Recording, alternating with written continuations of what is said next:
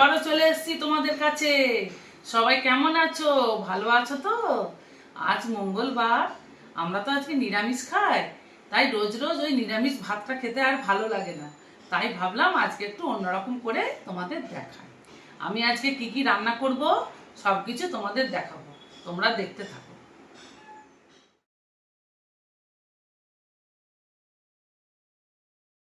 আজকে নিরামিষ, একটু অন্যরকম কি কি রান্না করছি তোমাদের একবার বলে দিই। এই দেখো, এক হাঁড়ি খিচুড়ি আমি বসিয়ে দিয়েছি। আজকে খিচুড়ি বানাচ্ছি, আর সাথে পাঁপড় ভাজা। খিচুড়ির সাথে পাঁপড় ভাজা না হলে মানায় না।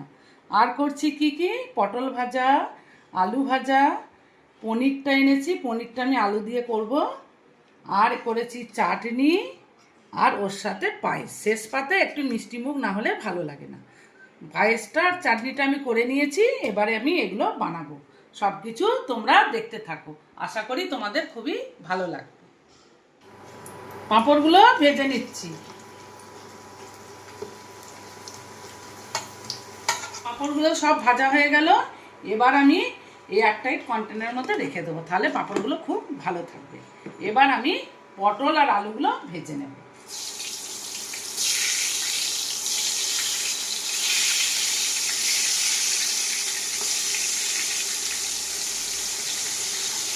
সবগুলোই দিয়ে দেবো একসাথে।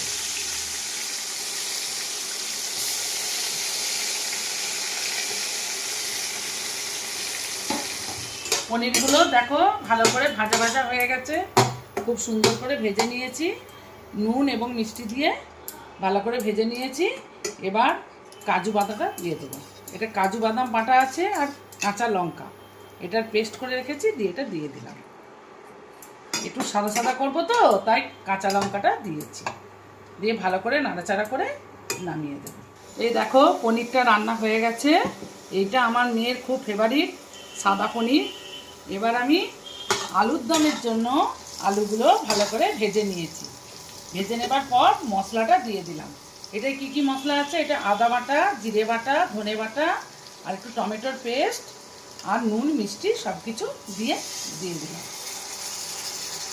দিয়ে ভালো করে নাড়াচাড়া করে নামিয়ে দেবো। আলুটা যেহেতু সেদ্ধ করা আছে, একটু নাড়াচাড়া করে মশলার গন্ধটা চলে গেলে নামিয়ে দেবো। এই দেখো আলুর দমটা রান্না হয়ে গেছে। কি সুন্দর কালারটা হয়েছে, দেখতেও বেশ মনে হচ্ছে খুব টেস্টি হয়েছে, মানে খেতেও টেস্টি হবে আর কি। সমস্ত রান্না আমার কমপ্লিট হয়ে গেছে। কি কি রান্না হয়েছে তোমাদের একবার ভালো করে দেখিয়ে দিই। প্রথমে দেখাই খিচুড়ি। এক হাঁড়ি খিচুড়ি করে ফেলেছি। খিচুড়ির সাথে পটল ভাজা করেছি, আর আলু ভাজা করেছি। পনিরের আমি তরকারি করেছি, সাদা পনিরের তরকারি। আর করেছি আলুর দম। এখানে আছে চাটনি, এই যে চাটনি, আর এই যে পাঁপড় ভাজা, এটা আমি ঢেকে রেখেছি যাতে পাঁপড়টা খুব ভালো মচমচে থাকে। চাটনি, আর শেষ পাতে হয়েছে পায়েস। আজকে হচ্ছে আমাদের মঙ্গলবারের নিরামিষ রান্না, একটু অন্যরকমভাবে করলাম। এইভাবেই তোমরা আমার পাশে থাকবে, সাথে থাকবে। আজকের রান্নাগুলো কীরকম হয়েছে তোমরা একটু কমেন্ট করে জানিও। তবে আজকে আসি, এই পর্যন্তই। টাটা।